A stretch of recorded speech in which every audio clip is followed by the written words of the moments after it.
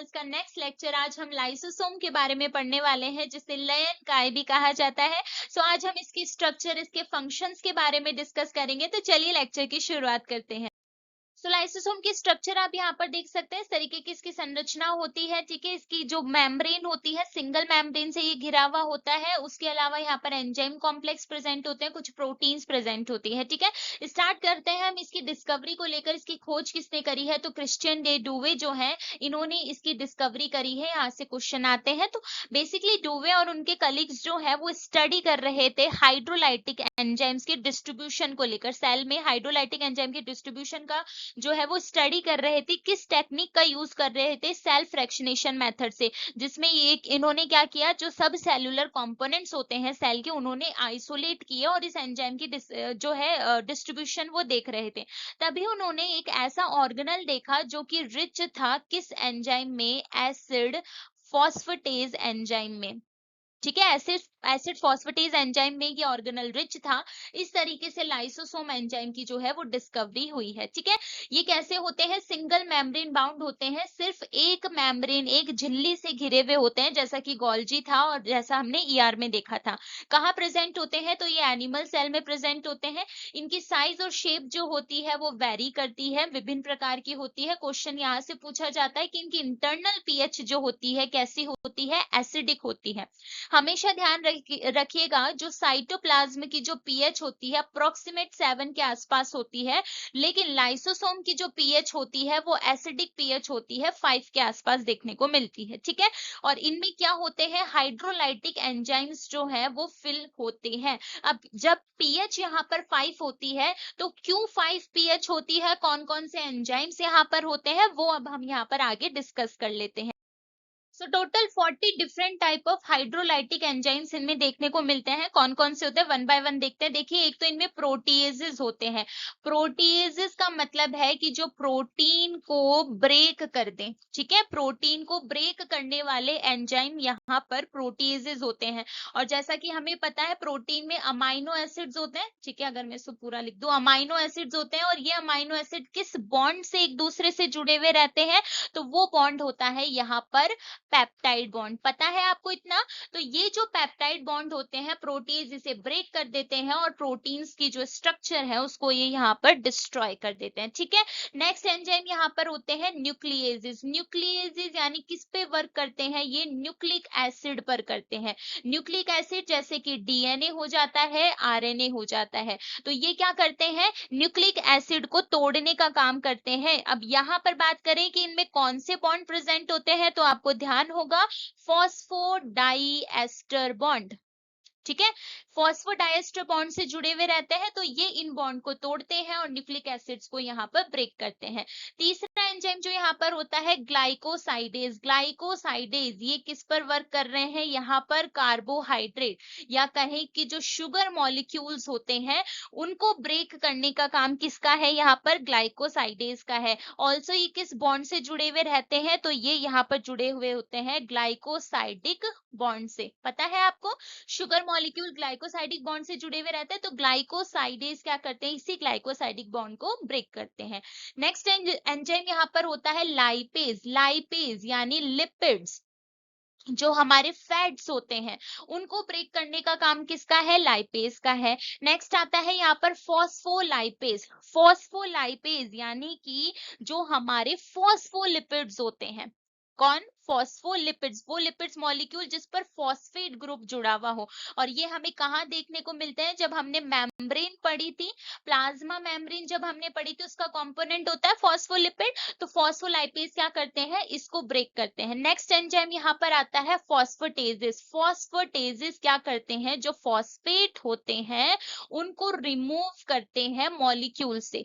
अब कहाँ कहाँ पर फॉस्फेट जुड़ा हुआ होता है? तो याद करिए, प्रोटीन्स में भी देखने को मिलता है, जो हमारा डीएनए आरएनए पार्ट होता है वहां पर भी होता है। तो ये फॉस्फेटेज क्या करते हैं, इस फॉस्फेट को रिमूव करते हैं। नेक्स्ट एंजाइम यहाँ पर आता है सल्फेटेजेस। सल्फेटेजेस यानी ये क्या करते हैं, जो सल्फेट एस्टर्स होते हैं उनका हाइड्रोलाइसिस करते हैं, उनको रिमूव करते हैं। आई होप सो आपको इन एंजाइम्स के बारे में अच्छे से समझ में आ गया होगा। अब एक चीज यहाँ पर ये देखने को मिलती है कि ये जो सभी एंजाइम्स होते हैं इनके लिए एसिडिक एनवायरनमेंट होना जरूरी है।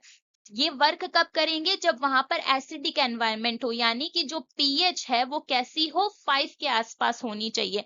अब हमें पता है कि जो हमारा साइटोप्लाज्म होता है वहां पर पीएच कितनी होती है, 7 पीएच होती है। ठीक है, तो लाइसोसोम में ये एंजाइम वर्क कर सके इसके लिए वहां पर पीएच कैसी होनी चाहिए, 5 होनी चाहिए। अब कौन सा ऐसा फैक्टर है जो इसके लिए रिस्पॉन्सिबल होता है उसको हम डिस्कस करते हैं। सो ये मैं यहाँ पर बना देती हूँ लाइसोसोम। ठीक है, ये वाला जो पार्ट है मेरा क्या है, ये लाइसोसोम है और ये वाला पार्ट है साइटोसोल। अब जैसा कि मैंने कहा कि साइटोसोल की पीएच कितनी होती है, 7 होती है। अब लाइसोसोम में जितने भी एंजाइम्स प्रेजेंट है उनके लिए एसिड एनवायरनमेंट होना चाहिए। तो क्या होता है, इसी लाइसोसोम के मेम्ब्रेन पर एक हमारा एटीफेज प्रेजेंट होता है। कौन प्रेजेंट होता है, एटीफेज, जिसे हम क्या कहते हैं, वी टाइप एटीफेज कहते हैं। ठीक है, अब ये जो वी टाइप एटीफेज होता है ये क्या करता है, एटीपी का हाइड्रोलाइसिस करता है। क्या करता है, एटीपी का हाइड्रोलाइसिस करता है, जिससे इसे क्या मिलती है, यहाँ पर एनर्जी मिलती है। ठीक है, ऊर्जा मिलती है ना। इस एनर्जी का ये यूज करता है और क्या करता है, बाहर से हाइड्रोजन्स जो होते हैं उनको अंदर की तरफ पंप करता है। ठीक है, यहाँ से साइटोसोल से लाइसोसोम के अंदर क्या है, प्रोटॉन्स या हाइड्रोजन जो होते हैं उनको अंदर की तरह पंप करता है, जिसकी वजह से यहाँ की पीएच कितनी होती है, 5 होती है, एसिडिक पीएच बनती है और एंजाइम्स जो होते हैं वो यहाँ पर वर्क कर पाते हैं। ठीक है, इतनी चीज क्लियर है। तो किसका रोल यहाँ पर हो जाता है, वी टाइप एटीफेज का रोल यहाँ पर हो जाता है। एटीफेजेस जो बेसिकली होते हैं एटीपी का हाइड्रोलाइसिस करके एनर्जी लेते हैं और पंप करते हैं प्रोटॉन्स की। प्रोटॉन्स की पंपिंग कहाँ से कहाँ हो रही है, साइटोसोल से लाइसोसोम के अंदर होती है, जिसकी वजह से यहाँ की पीएच एसिडिक हो जाती है, 5 के आसपास हो जाती है और एंजाइम्स जो है वो यहाँ पर वर्क कर पाते हैं। इतनी चीजें क्लियर है, अच्छे से कॉन्सेप्ट क्लियर रखना, क्वेश्चंस पूछे जाते हैं। ठीक है, सो अब बात कर लेते हैं कि भाई लाइसोसोम को सुसाइडल बैग्स, आत्मघाती थैली जो है वो क्यों कहा जाता है। अब हमने देखा कि इसमें क्या प्रेजेंट होते हैं, इसमें हाइड्रोलाइटिक एंजाइम्स प्रेजेंट होते हैं। ठीक है, ये हाइड्रोलाइटिक एंजाइम्स क्या करते हैं, डाइजेशन करते हैं मॉलिक्यूल्स का, चाहे वो प्रोटीन हो, न्यूक्लिक एसिड हो, सारी चीजें अभी हमने यहाँ पर देखी। तो क्या होता है कि अगर मान लीजिए ये जो लाइसोसोम है और ये जो इसकी मेम्ब्रेन होती है, झिल्ली होती है जिससे ये घिरा हुआ है, अगर ये क्या हो जाए, ब्रेक हो जाए। ठीक है, ये मेम्ब्रेन अगर ब्रेक हो जाएगी तो यहाँ पर जितने भी एंजाइम्स प्रेजेंट है ये सभी क्या आ जाएंगे, बाहर आ जाएंगे। कहाँ पर आ जाएंगे, वे साइटोप्लाज्म में आ जाएंगे। और अगर ये साइटोप्लाज्म में आ जाएंगे तो ये क्या कर देंगे, सेल जो है उसका खुद का डाइजेशन कर देंगे और उसकी क्या करेंगे, डेथ को कॉज कर देंगे। तो एक तरीके से इन्होंने क्या किया है, सुसाइड का काम करा है सेल के लिए। ठीक है, इसीलिए इन्हें क्या कहते हैं, सुसाइडल बैग कहते हैं, आत्मघाती थैली यहाँ पर कहा जाता है। इतना क्लियर है। सो लाइसोसोम के टाइप्स की अगर हम बात करें तो दो टाइप देखने को मिलते हैं, प्राइमरी लाइसोसोम, प्राथमिक लाइसोसोम एंड सेकेंडरी लाइसोसोम, द्वितीयक लाइसोसोम। प्राइमरी की बात करेंगे तो इसमें इंट्रासेल्युलर डाइजेशन का मटेरियल हमें देखने को नहीं मिलता है। वहीं सेकेंडरी लाइसोसोम में जो है, जो मटेरियल डाइजेशन में जाने वाला है या ऑलरेडी जो डाइजेस्ट हो चुका है वो हमें यहाँ पर देखने को मिलता है। ठीक है, तो प्राइमरी में भी तो कोई भी डाइजेशन का मटेरियल नहीं होता, लेकिन सेकेंडरी में हमें वो मटेरियल देखने को मिलता है। इतना क्लियर है। अब यहाँ पर एक चीज ध्यान रखनी है कि लाइसोसोम जो होता है वो यहाँ पर intracellular as well as extracellular, दोनों तरीके के मटेरियल को क्या करता है, डाइजेस्ट करता है। ठीक है, दोनों को ही क्या करता है, डाइजेस्ट करता है, चाहे वो सेल के अंदर से आया हो चाहे वो सेल से बाहर से आया हो, दोनों को ही ये क्या कर देता है, डाइजेस्ट कर देता है। क्लियर है। अब जैसा कि मैंने कहा कि इंट्रासेल्युलर और एक्स्ट्रा सेल्युलर दोनों तरीके के मटेरियल को डाइजेस्ट करता है, तो इनके लिए दो टर्म्स यहाँ पर यूज करी जाती है। ऑटोफेजी, ऑटो का मतलब है यहाँ पर सेल्फ, ठीक है, अंदर से आई है, चीजें बाहर से नहीं आई है, ठीक है। तो ऑटोफेजी में क्या होते हैं, इंट्रासेल्युलर डाइजेशन हमें देखने को मिलता है, सेल के अंदर के मटेरियल का डाइजेशन जो होता है वो यहाँ पर ऑटोफेजी कहलाता है, जो यानी कि जो साइटोप्लाज्मिक कंपोनेंट्स होते हैं उनका डाइजेशन ऑटोफेजी हमारे यहाँ देखने को मिलता है। वहीं हिट्रोफेजी, हिट्रो यानी कि खुद से नहीं आई है चीजें, एक्स्ट्रा सेल्यूलर आई है, ठीक है। तो एक्स्ट्रा सेल्यूलर मटेरियल का डाइजेशन होना जो है यहाँ पर हिट्रोफेजी होता है, ठीक है। एक्सटर्नल एनवायरनमेंट से उसे लिया गया है एंड देन उसे लाइसोसोम में जो है तोड़ा गया है, ब्रेक डाउन करा गया है, ठीक है। अब अगर इस हिट्रोफेजी की बात करते हैं तो ये प्रोसेस दो तरह से हमें देखने को मिलती है। एक तो इसमें होता है फेगोसाइटोसिस, ठीक है, फेगोसाइटोसिस, और दूसरा होता है यहाँ पर पिनोसाइटोसिस, ठीक है। अब ये फेगोसाइटोसिस और पिनोसाइटोसिस क्या होता है, इसको हम यहाँ डिटेल में देख लेते हैं। तो सबसे पहले हम यहाँ पर बात कर लेते हैं फेगोसाइटोसिस प्रोसेस की। फेगोसाइटोसिस प्रोसेस में हमें रोल देखने को मिलता है यहाँ पर फेगोसाइटिक सेल्स का, ठीक है। फेगोसाइटिक सेल्स अगर वर्टिब्रेट के केस में बात करें तो यहाँ पर होती है मैक्रोफेजेस, ठीक है। मैक्रोफेजेस क्या करती है, जो भी एक्सटर्नल मटेरियल होता है, जैसे मान लीजिए ये हमारा कोई एक्सटर्नल मटेरियल है, तो इसको क्या करेंगी, ये फेगोसाइटिक सेल्स जो है इसको इनगल्फ कर लेती है, ठीक है। इसको क्या करेंगी, अंदर की तरफ लेंगी और यहाँ पर क्या बनाएंगी, फेगोसोम बनाएंगी। क्या बनाएंगी, फेगोसोम यहाँ पर जनरेट किया जाता है, ये कुछ इस तरीके से फेगोसोम बन जाता है, सिंगल मेम्ब्रेन होता है, और ये वाला जो मटेरियल है वो इसके अंदर यहाँ पर इस तरीके से आ जाता है, ठीक है। अब नेक्स्ट प्रोसेस क्या होता है, इस फेगोसोम को लाइसोसोम के साथ में क्या कर दिया जाता है, जोड़ दिया जाता है, ठीक है। तो जैसे ये हमारा यहाँ पर लाइसोसोम है और इसके अंदर ये कुछ इस तरीके से हमारी ये एंजाइम प्रेजेंट है ना, ये क्या है, हमारा लाइसोसोम है।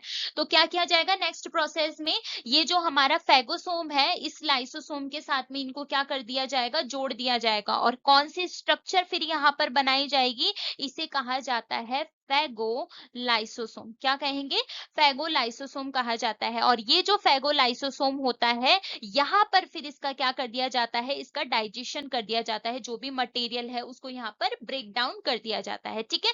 ये फेगोसाइटोसिस की प्रोसेस हो जाती है। नेक्स्ट हम यहाँ पर बात करते हैं पिनोसाइटोसिस की। यहाँ पर इस तरीके से भी ध्यान रख सकते हैं, फेगो का मतलब यहाँ पर क्या हो जाएगा, ईट करना, उसे खाना, और पीनो का मतलब यहाँ पर क्या है, ड्रिंक करना। तो बेसिकली यहाँ पर क्या होते हैं, फ्लूइड मटेरियल्स हमें देखने को मिलते हैं, जो फ्लूइड सब्सटेंसेस होते हैं उनको यहाँ पर क्या है, अंदर लिया जाता है, ठीक है। तो जैसे मान लेते हैं कि ये यहाँ पर कोई फ्लूइड सब्सटेंस है, इनको क्या है, ये अंदर की तरफ लेंगे और यहाँ पर क्या बनाएंगे, पिनोसाइटोसिस की जब प्रोसेस होगी तो यहाँ पर स्मॉल वेसिकल्स होती हैं, या जिन्हें कहे पिनोसाइटिक वेसिकल्स होती हैं। किनका रोल होता है यहाँ पर, पिनोसाइटिक वेसिकल्स का, ठीक है। तो ये वेसिकल्स क्या है, इस फ्लूइड को अंदर ले लेती है। फ्लूइड को अंदर लेने के बाद में ये कहाँ पर जाती है, अर्ली एंडोसोम्स पर जाती है। किसके पास जाती है, अर्ली एंडोसोम के पास में जाती है। अर्ली एंडोसोम में जाने के बाद में ये कहाँ पर जाती है, एंडोसोम पर जाती है, या फिर कहें कि जो लेट एंडोसोम्स होते हैं वहां पर जाती है, और उसके बाद में ये लास्ट कहाँ पर चली जाती है, लाइसोसोम से जो है इनको फ्यूज करवा दिया जाता है, और इस लाइसोसोम में जो प्रेजेंट एंजाइम है उनसे इनका डाइजेशन देखने को मिलता है, ठीक है। तो ये फेगोसाइटोसिस और पिनोसाइटोसिस की प्रोसेस आपको यहाँ पर क्लियर है। सो आज के लेक्चर में इतना ही। आई होप सो आपको लाइसोसोम अच्छे से समझ में आ गया होगा। फिर भी अगर कोई डाउट रहता है तो आप कमेंट सेक्शन में मुझसे जरूर पूछ लीजिएगा। नेक्स्ट लेक्चर जो है पेरोक्सीसोम पर होने वाला है, इसके बाद हम क्लोरोप्लास्ट पढ़ेंगे। तो चैनल पर जुड़े रहिए, कमेंट करके मुझे जरूर बताना आपको लेक्चर्स कैसे लग रहे हैं। डाउट हो तो भी आप पूछ सकते हैं। शेयर करिएगा, सब्सक्राइब करिएगा and stay tune for upcoming interesting lectures. Thank you.